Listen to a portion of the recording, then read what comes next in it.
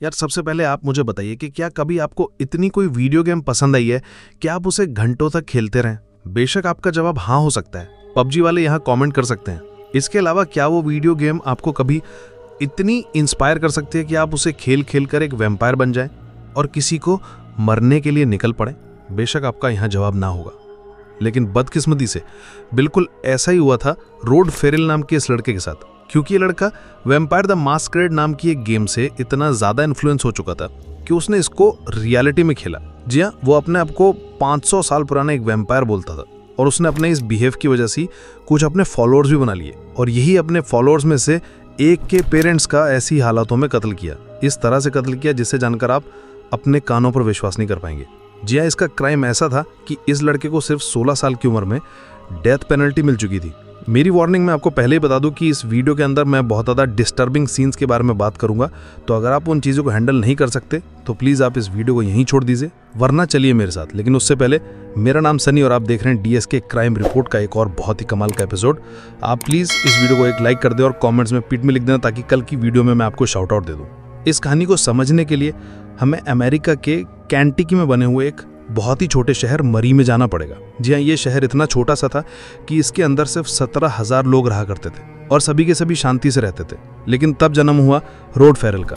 28 मार्च 1980 के दिन road Feral इस दुनिया में आया था। इसकी माँ का नाम सॉन्ड्रा और इसके पिता का नाम ल्यूरिक था, लेकिन ये अपने पिता से कभी मिला नहीं। क्यों? क्योंकि इसकी माँ ने इसे बड़ा किया था, क्योंकि इसका पिता इसके जन्म से पहले इसकी माँ को छोड़कर जा चुका था। इसकी माता सिर्फ 16 साल की थी जब वो प्रेग्नेंट हो गई थी और इसके बाद ही रिक और सॉन्ड्रा ने शादी कर ली थी।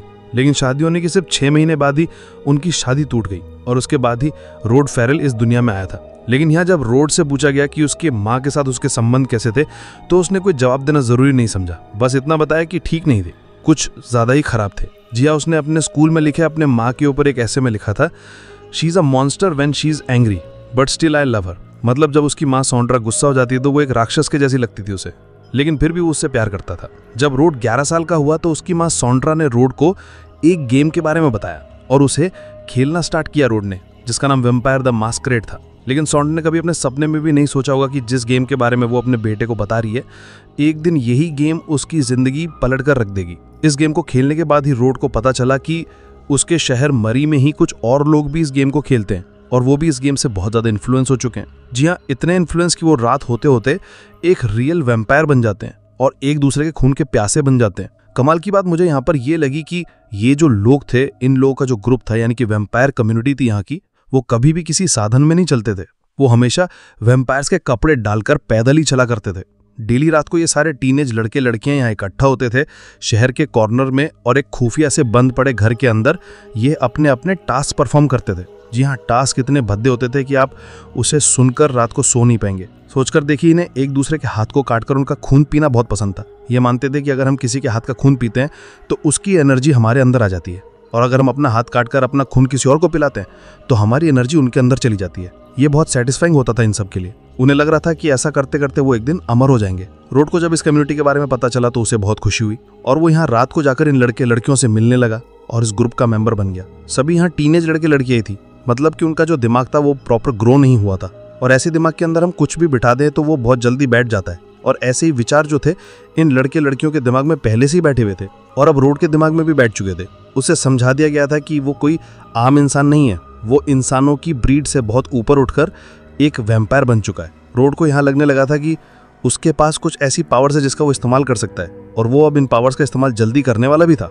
इस कम्युनिटी में रहते हुए रोड का एक बेस्ट फ्रेंड बना और वो था जेडन। जब जेडन और रोड एक साथ रहने लगे तो जेडन ने बताया कि रोड उसे बिल्कुल उसके जैसे ही लगता था। वो दोनों सारा दिन एक साथ रहते थे और सारा दिन इसी से रिलेटेड बातें किया करते थे। जनवरी 1996 तक आते आते जेडन ने रोड को एक ऑफिशियल वैम्पायर घोषित कर दिया था।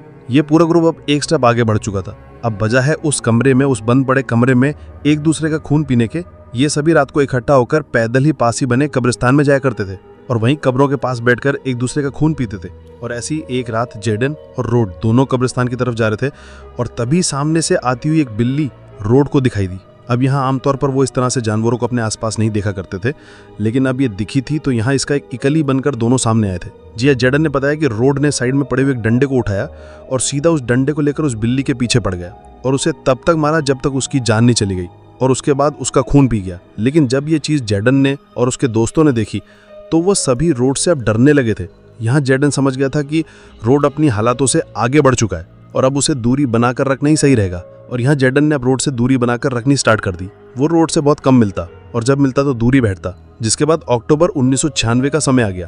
तब यहाँ के लोकल लोग जो यहाँ रहते थे उन्होंने पुलिस को बुलाया, क्योंकि उन्हीं के घर में बहुत सारे डॉग्स जो थे वो मरे हुए मिले थे और उन सभी के पंजों को काट काट कर उनका खून चूसा गया था। जी हाँ, बिल्कुल ऐसे ही हुआ था। रोड और उसके दोस्तों ने यहाँ बहुत सारे कुत्तों को एक घर के अंदर बंद करके उन्हें मार डाला और उनके पंजों को काट काट कर उन सब का खून पिया। लेकिन जैसे इस घटना की खबर पूरे शहर में फैली तो सभी लोग हैरान रह गए, क्योंकि आज तक कभी ऐसा कांड इस शहर में देखा नहीं गया था।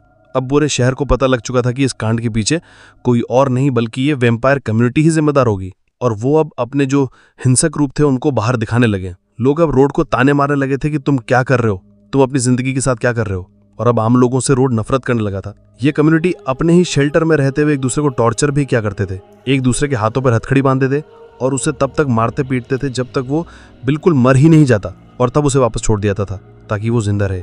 और ऐसी ही एक फाइट रोड और जैडन भी आपस में कर रहे थे और यहाँ रोड ने जैडन को पूरी तरह से मारने की कोशिश करी। जैडन को यहाँ पता लग गया था कि उसके साथ क्या हो रहा है और उसने रोड को अपने ऊपर से हटा दिया। इतना ही सब कुछ काफी नहीं था, बल्कि रोड और उसके सभी दोस्त हर तरह का नशा खूब करके सुबह सोया करते थे। खैर, अपने साथ हुए इंसिडेंट के बाद जैडन ने रोड को अपनी इस कम्युनिटी से बाहर निकाल दिया और अब रोड को अपना एक अलग ग्रुप बनाना था। उसको वही सब वापस चाहिए था जो उससे छीन लिया गया था। और यहाँ उसने वापस पाने के लिए अपना एक अलग ग्रुप बनाया और अपने फॉलोवर्स इकट्ठा करने शुरू किए। उसका सबसे पहला फॉलोअर था माइकल श्वेपर, जिसकी उम्र सिर्फ उस समय 15 साल की थी। जिसके बाद यही माइकल चैरिटी, डीना और स्कॉट नाम के इन टीनेज बच्चों को लेकर आया और इन सब की उम्र 19 साल से भी कम की थी। और इन सब ने मिलकर अब प्लान बनाया कि क्यों ना वो इस छोटे से शहर से बाहर निकलकर अपनी एक बहुत बड़ी कम्युनिटी बनाए और अपने साथ लोगों को जोड़े। तो उन्होंने प्लान किया कि वो मरी से कैसे बाहर निकल सकते हैं। इन सब के अलावा रोड की एक और दोस्ती जिसका नाम हेदर वेंडर्स था, वो यहीं मरी के अंदर ही अपने पेरेंट्स रूथ और रीक के साथ रहा करती थी। हेदर की एक बड़ी बहन जेनिफर थी जो कि एक वहाँ की बहुत जानी मानी चीयर लीडर थी। यानी कि अब ये दोनों लड़कियां अपने माता पिता के साथ यहीं मरी में रहा करती थीं और इनके माता पिता यानी कि रॉथ और रीक अपने दोनों बेटियों से बहुत प्यार करते थे। इनको पिकनिक पर लेके जाते थे, अच्छा खाना पीना देते थे, कोई रोक टोक नहीं थी, सब कुछ बढ़िया चल रहा था। लेकिन धीरे धीरे हेदर का जो इंटरेस्ट था वो भी अब वेम्पायर की तरफ बनने लगा था। यहाँ वो घर में रहते हुए अपने माता पिता के सामने ही सारा दिन वेम्पायर बनकर घूमती थी। उसके माता पिता ने इस चीज को नोटिस कर लिया था और बजाय उसे रोकने के बल्कि उसे इनकरेज किया, उसका उत्साह बढ़ाया कि हाँ, तुम इस गेटअप में अच्छी लग रही हो, तुम जो भी कर रही हो सही कर रही हो। लेकिन अब ये दोनों बेटियां धीरे धीरे उनके लिए ही दिक्कत खड़ी करने लगी थी। एक वेम्पायर बन चुकी थी और दूसरी जेनिफर जो कि चीयर लीडर थी, उसने करने से एक बहुत बड़े आदमी के साथ अपना रिलेशनशिप सेट कर लिया था और वो उसे डेट कर रही थी। एक दिन हैदर अपने कमरे में बैठकर रेजर ब्लेड के साथ अपने हाथ वगैरह काट रही थी ताकि वो अपना खून पी सके। लेकिन तभी उसके माता पिता ने उसे ये सब करते हुए देख लिया और उसे अब सजा दी अपने घर के बाहर बने गार्डन की खुदाई करना और उसके अंदर नए पेड़ पौधे लगाना।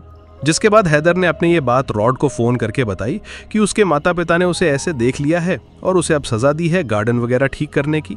जिसके बाद रॉड ने और ज्यादा भड़का दिया हैदर को उसके माता पिता के खिलाफ और यहाँ कहा कि हमें अब इन सबको छोड़कर यहाँ से बाहर निकल जाना चाहिए, अपनी एक नई जिंदगी स्टार्ट करनी चाहिए।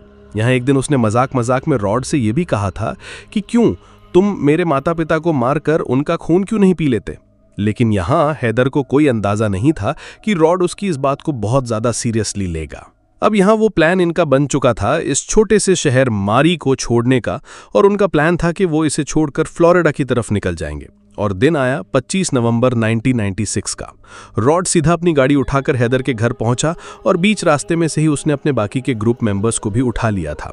और यहाँ सबसे पहला प्लान ये था कि वो हैदर के घर पहुंचकर हैदर के माता पिता की कार को चोरी करेंगे, क्योंकि ये जो रॉड की गाड़ी थी ये बहुत खतारा हो चुकी थी और ये फ्लोरिडा तक पहुंचने की हालत में नहीं थी। यहाँ हैदर के घर पहुंचते ही हैदर ने रॉड को बता दिया कि उनके गाड़ी की चाबी उनके माता पिता वाले कमरे में पड़ी हुई है। और यहाँ सबसे पहले एक दूसरे को देखते ही उनके अंदर की वैम्पायर वाली आत्मा जाग गई और यहाँ उन्होंने एक दूसरे के हाथ को काटकर एक दूसरे का खून पिया। रॉड और स्कॉट अब घर के चारों तरफ घूम रहे थे, देख रहे थे कि वो कहां से उसके माता पिता के कमरे में घुस सकते हैं। हैदर ने अपने गाड़ी के गैराज का जो दरवाजा था वो खुला ही छोड़ दिया था ताकि रॉड आते हुए चाबी लेकर आए और सीधा गाड़ी को बाहर निकालकर उन्हें बैठाकर यहां से दूर ले जाए। और यहाँ घर के अंदर घुसते ही उसने लिविंग रूम में रखा हुआ एक हैमर यानी कि हथौड़ा उठा लिया और अब सीधा बेडरूम की तरफ जाने लगा। उसने ये हथौड़ा अपनी सेफ्टी के लिए उठाया था ताकि अगर कोई दिक्कत हो तो वो बैक फायर करके यहाँ से निकल सके। और यहाँ सीधा जाकर उसने देखा कि रिक जो है वो बेड पर सोया हुआ है और रूथ अपनी जगह पर नहीं है। उसे नहीं पता था कि रूथ अभी वॉशरूम गई हुई है और यहाँ उसने रिक के ऊपर बिना कुछ सोचे समझे ही हमला कर दिया। हथौड़े के साथ उसके सर के ऊपर वार किया। बेचारा रिक उस टाइम पर कुछ बोल भी नहीं पाया और तभी पीछे से रूथ कमरे के अंदर आई और उसने देखा कि रॉड जो है वो हमला कर रहा है हथौड़े के साथ उसके ही पति पर। और जब उसने चिल्लाना शुरू किया तो यहाँ रॉड पीछे की तरफ घूमा और उसने रूथ का गला दबाया और उसके सर पर भी जोर जोर से हथौड़े से वार करने स्टार्ट कर दिए। दोनों अब जमीन पर गिर चुके थे। उनका खून, जी हाँ आप सोच कर देखिए, इन दोनों मृत व्यक्तियों का खून यहाँ रॉड और स्कॉट ने पिया। जिसके बाद वो गाड़ी की चाबी उठाकर गराज में गए और गराज से गाड़ी स्टार्ट करके बाहर आए, जहां रॉड की गाड़ी में वो तीनों लड़कियां बैठी हुई थी और तीनों लड़कियों को अब हैदर के माता पिता वाली गाड़ी में बैठाया और वहां से निकल लिए। हैदर को तो पता भी नहीं था कि उसके घर के अंदर अभी क्या हुआ है। उसे बस इतना लग रहा था कि हैदर सिर्फ उनकी गाड़ी की चाबी उठाकर लाया है और कुछ नहीं। लेकिन बीच रास्ते में जब वो अपने घर से काफ़ी दूर आ चुके थे तब यहाँ रॉड ने हैदर को बताया कि उसने तुम्हारे माता पिता को मार डाला है, जैसा तुमने कहा था वैसा उसने कर दिया है। और यहाँ आधी रात होते होते हैदर की बड़ी बहन जेनिफर अपने घर पहुंची और उसने घर का दरवाज़ा खुला हुआ देखा। वो अंदर गई और अंदर का मंजर देखकर उसका दिल दहल गया और वो चिल्लाते हुए बाहर आई और उसने पुलिस को कॉल किया। जी हाँ, वो यहाँ पुलिस को समझा रही थी कि वो घर के अंदर नहीं जा सकती क्योंकि अंदर का मंजर कुछ ऐसा है जिसे देखकर उसको हार्ट अटैक आना पक्का है। इस घटना को, इस कांड को अब 3 दिन बीत चुके थे और ये पांचों लोग अब लुइजियाना पहुंच चुके थे। लेकिन यहाँ चैरिटी, जो कि रॉड की गर्लफ्रेंड उस टाइम पर थी, वो इन सबको और ज़्यादा टॉलरेट नहीं कर पा रही थी। वो बहुत ज़्यादा डरी हुई थी और वो अब सबके सामने जाना चाहती थी। वहाँ उसने चुपके से पुलिस को कॉल किया और सारा कुछ बता दिया कि वो कहाँ पर हैं और रॉड 3 दिन पहले हैदर के घर पर क्या करके आया है। जी हाँ, कुछ इस तरह से रॉड को गिरफ्तार किया गया था और आप खुद देखिए, गिरफ्तार करने के बाद जब उसे पहली बार जेल लेकर आया जा रहा था और उसे गाड़ी से उतारा गया तो यकीन मानिए उसके मन में, उसके दिमाग में, उसके दिल में 1% भी अफसोस नहीं था उसने क्या किया है। वो बल्कि कैमरे को चिढ़ाता हुआ वहां से जा रहा था। जिसके बाद अंदर पूछताछ में उसने बहुत ही भयंकर डिटेल्स पुलिस के सामने रखी। यहाँ रॉड का साथी स्कॉट, उसे आजीवन करवा की सज़ा सुनाई गई, वो भी गैर जमानती, मतलब वो जमानत पर भी बाहर नहीं आ सकता था। और यहाँ डैना और चैरिटी, जो कि उस टाइम पर गाड़ी में मौजूद थी हैदर के साथ, उन्हें इस प्लान के बारे में ज़्यादा कुछ नहीं पता था। उन्हें पता था कि रॉड अंदर जाकर कुछ कांड ज़रूर करेगा, इसलिए उन्हें 17 और 10 साल की सज़ा सुनाई गई। इसके अलावा हैदर, जिसको इस प्लान के बारे में कुछ नहीं पता था, उसने सिर्फ अपने माता पिता की गाड़ी चोरी करने में उसकी मदद करी थी और यहाँ उसे दिन आज़ाद कर दिया गया। लेकिन इस सब कांड में मेडिकल सिरफर्ड्स, जो कि रॉड का पहला फॉलोअर था और उसी ने इन सभी बाकी के मेंबर्स को रॉड से मिलवाया था, वो लकी था। वो भी पहले इन सब के साथ फ्लोरिडा भागना चाहता था, लेकिन एंड टाइम पर उसने अपना प्लान बदल दिया और कहा कि तुम लोग चले जाओ, मैं अभी कुछ दिन और यहीं मारी में रुकूंगा।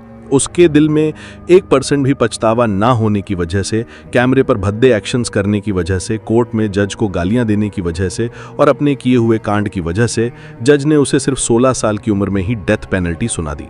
यहाँ रॉड की माँ उससे हर हफ्ते जेल में मिलने के लिए आती थी और पूछती थी कि तुमने ये सब क्यों किया, जबकि वो हमेशा उसे यही कहता था कि आप ही ने मुझे वो वैम्पायर वाली गेम खिलवाई थी और उसी की वजह से मुझे इन सब चीज़ों की आदत लगी।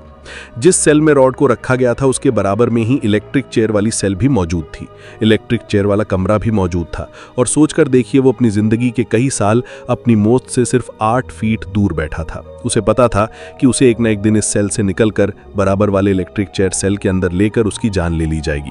जब मारी में रहने वाले लोगों को पता चला कि वैम्पायर कम्युनिटी के साथ कुछ ऐसा हुआ है तो वो बहुत खुश हुए। उन्हें लगा कि अब वापस इस शहर के अंदर शांति आ जाएगी, क्योंकि लड़कों ने यहाँ का माहौल ख़राब करके रखा हुआ था। यहाँ एन और उसके फॉलोअर्स ने रॉड को बिल्कुल अलग कर दिया था और कहा था कि हमारा रॉड के साथ कुछ लेना देना नहीं है। लेकिन यहाँ समय बीतने के साथ साथ रॉड को अब अकल आनी शुरू हो चुकी थी कि उसने आखिर अपने टीनेज उम्र में क्या किया है। उसने कहा कि जब वो वैम्पायर वाले रूप में अपनी ज़िंदगी जी रहा था तब उसे लगता था कि वही भगवान है, और जब उसने उन दोनों व्यक्तियों का मर्डर किया तब उसे लग रहा था कि वो अपनी ज़िंदगी का एक स्टेप ऊपर लेकर जा रहा है। जब उसका मेडिकल किया गया तो यहाँ पता चला कि रॉड को SKITZOTYPL पर्सनालिटी डिसऑर्डर नाम की बीमारी है, लेकिन उसके ऊपर आरोप साबित हो चुके थे। उसने अपनी इसी हालत के अंदर एक परिवार को खत्म कर दिया है और कई जानवरों की भी जान ली है। सन 2013 तक भी रॉड को अपने किए की सज़ा नहीं मिली थी और इसलिए 2013 में रॉड और स्कॉट दोनों ने ही अपने पैरोल पर जाने के लिए एप्लीकेशन लगाई। लेकिन 2018 तक आते आते स्कॉट की सज़ा को आजीवन कारावास से घटाकर 40 साल कर दिया गया। तो यानी कि 2031 तक आते आते हो सकता है वो पैरोल के लिए एप्लीकेशन फाइल कर सकता है। यहाँ रॉड की भी सज़ा को घटाकर आजीवन कारावास किया जा चुका है और नवंबर 2021 में उसकी अंतिम तारीख लगी थी जिसमें उसने एप्लीकेशन लगाई थी कि वो पैरोल पर बाहर जाना चाहता है। वो बदल चुका है और वो अब नई दुनिया को एक्सेप्ट करने के लिए बिल्कुल तैयार है। तो ये कहानी थी एक वैम्पायर की। और आप मुझे बताइए कि क्या आप किसी गेम को खेलकर किसी की जान लेने के लिए प्रेरित हो सकते हैं? बेशक आपका जवाब ना होगा, लेकिन 1990s उस टाइम पर हम पैदा भी नहीं हुए थे। तब एक लड़का वीडियो गेम से इतना प्रेरित हुआ कि उसने अपनी ज़िंदगी में ही असल वीडियो गेम खेल डाली। खैर, आपको वीडियो कैसी लगी कमेंट्स में वो भी बता दें। मिलते हैं अगली वीडियो में। ये वीडियो देखने के लिए धन्यवाद।